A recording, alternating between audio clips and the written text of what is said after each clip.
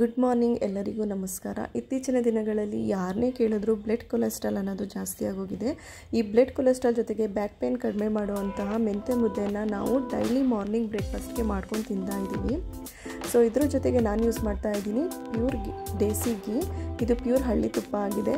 ಮತ್ತು ಮುದ್ದೆ ಮಾಡೋದಕ್ಕೆ ನಾನು ಯೂಸ್ ಮಾಡ್ತಾ ಇರೋ ಇಂಗ್ರೀಡಿಯೆಂಟ್ಸ್ ಬಂದು ಗೋಧಿ, ಅಕ್ಕಿ,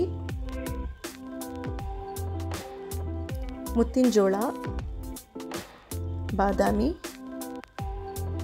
ಸೀಮೆ ಅಕ್ಕಿ, ಗೋಂದು,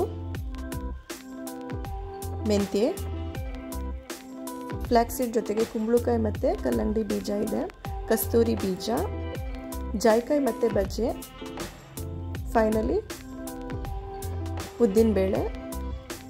ಸೊ ಮಿಲ್ ಮಾಡಿಸಿದ್ಮೇಲೆ ಹಿಟ್ಟು ಈ ರೀತಿ ಇರುತ್ತೆ.